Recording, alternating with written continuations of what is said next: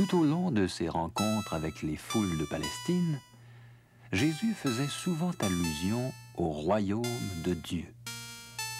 Pour les Juifs de son temps, cette expression avait un sens bien particulier. Eux qui attendaient un Messie puissant et conquérant qui les délivrerait des Romains, ils avaient plutôt tendance à imaginer leur royaume de Dieu comme une sorte de pays de contes de fées où régnerait la prospérité et l'abondance. Très peu d'entre eux comprenaient que le fameux royaume dont parle Jésus, c'est un royaume spirituel et non un lieu géographique. Jésus essaie d'expliquer à ses disciples et à la foule ce qu'il veut dire quand il parle du royaume de Dieu ou du royaume des cieux.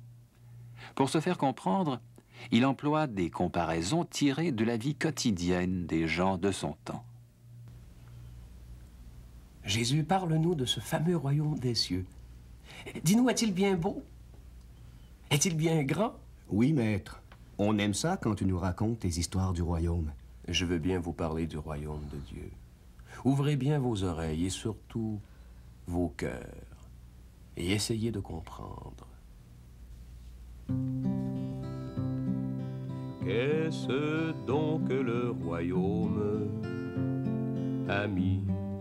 C'est un petit grain ou bien un peu de levain?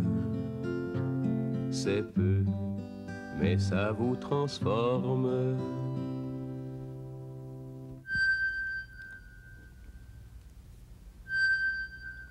Le royaume des cieux est semblable à un grain de sénévé, une graine de moutarde qu'un homme plante dans son champ. C'est la plus petite de toutes les semences, mais quand elle a poussé, elle devient un arbre.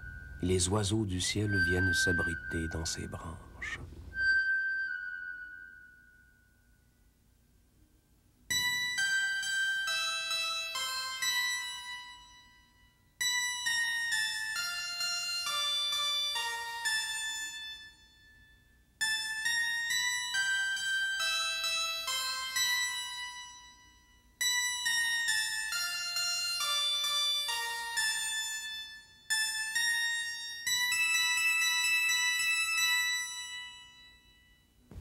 Un royaume semblable à une graine de semence? Hein? Voyons, ça n'a pas de sens. Un royaume dans un arbre. Qui a jamais vu ça? Mes amis, le royaume de Dieu, il est d'abord dans votre cœur. Si vous lui faites une toute petite place, il finira par grandir et prendre toute la place. Le royaume, il est dans l'âme.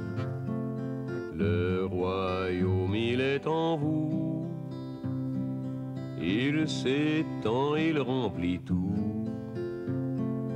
Il grandit comme une flamme.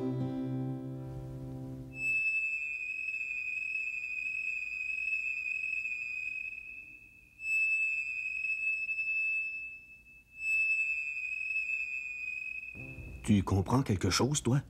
Je comprends que le royaume de Dieu, ça n'a rien à voir avec le royaume de l'empereur César.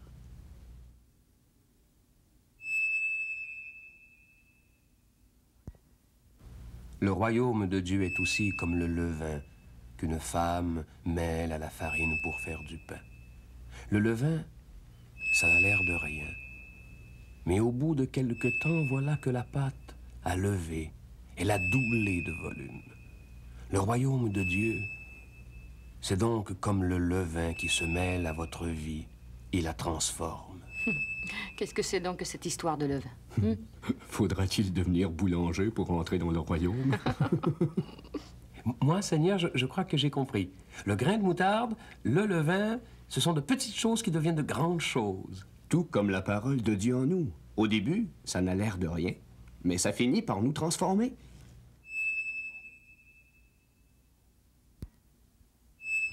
Si les disciples commencent à comprendre ce que Jésus veut dire quand il parle du royaume, la plupart des gens qui les entourent n'arrivent pas à saisir le sens de ces paraboles. Par exemple, il y a là la mère des deux apôtres Jacques et Jean. Elle a beaucoup d'ambition pour ses fils et elle a des idées bien arrêtées sur ce fameux royaume dont parle Jésus. Dites ce que vous voudrez, il parle bien, ce Jésus de Nazareth. Vous savez que mes deux fils, Jacques et Jean, sont avec lui depuis le début. Vous comprenez, quand Jésus sera dans son royaume, Jacques et Jean auront sûrement de belles situations. Peut-être même qu'ils seront ministres. Oh, d'ailleurs, je vais m'en occuper moi-même. Jésus de Nazareth. Je sais que tu aimes bien mes fils, Jacques et Jean. Ils t'ont suivi depuis le début de tes voyages. Ce sont tes plus fidèles amis. Quand tu seras dans ton royaume, j'aimerais que tu leur accordes des postes importants. Qu'ils soient l'un à ta gauche et l'autre à ta droite. Et moi, leur mère, je saurai alors qu'ils ont bien réussi dans la vie. Tu ne sais pas ce que tu demandes. Tu t'imagines que le royaume de Dieu, c'est un état terrestre. Et vous, Jacques et Jean, vous ne savez pas ce qui vous attend. Êtes-vous prêts à me suivre jusqu'au bout? Oui, oui, Seigneur. Nous resterons avec toi. Nous te suivrons partout. Très bien. Mais je vous avertis, ce sera difficile. Quant à savoir qui sera à ma droite et qui sera à ma gauche, c'est à mon Père du ciel d'en décider. Au royaume de mon Père, le rang n'est pas important. Personne n'est courtisan, mais tous les hommes sont frères.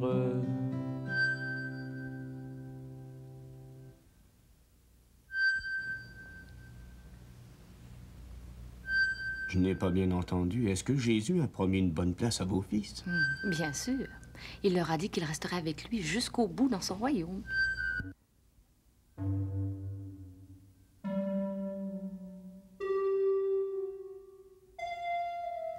Qu'est-ce que c'est que ce rassemblement? C'est Jésus de Nazareth. Il nous parle de son royaume. Son royaume? Mais quel royaume? Le royaume de Dieu, à ce que dit le maître.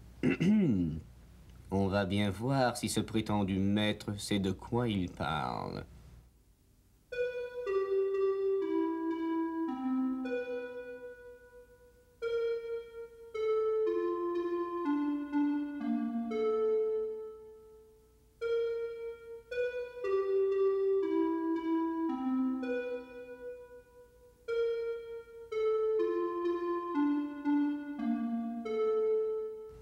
Hé, Jésus de Nazareth, que faut-il faire pour entrer dans le royaume de Dieu?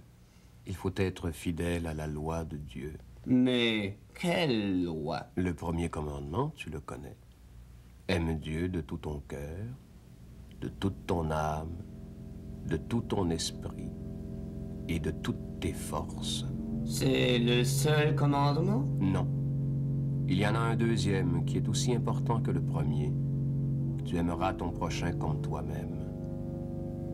Tu veux dire qu'aimer Dieu et le prochain, c'est plus important que toutes les pénitences et que toutes les cérémonies? C'est bien ce que j'ai voulu dire. Si tu aimes Dieu et ton prochain, tu pourras entrer dans le royaume des cieux. Ceux dont le cœur est plein d'amour sont déjà à la porte du royaume. Pour entrer dans le royaume des cieux, il faut d'abord aimer Dieu, et puis aimer tous les hommes. Oui.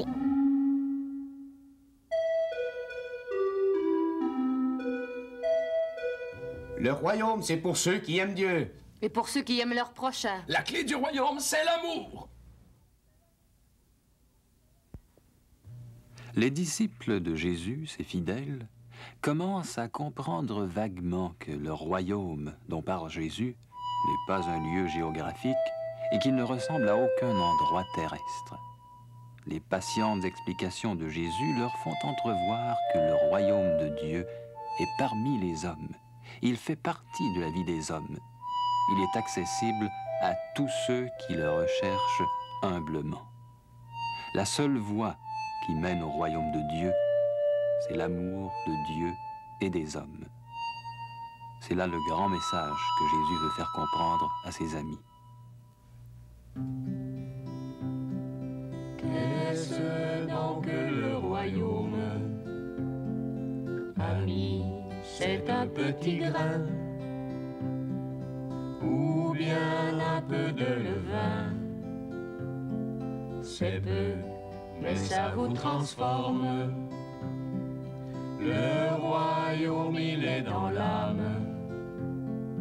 Le royaume, il est en nous. Il s'étend, il remplit tout. Il grandit comme une flamme dans le royaume du Père. Le rang n'est pas important. Personne n'est courtisan, mais tous les hommes sont frères pour entrer dans le royaume des cieux. Il faut d'abord aimer Dieu et puis aimer tous les hommes.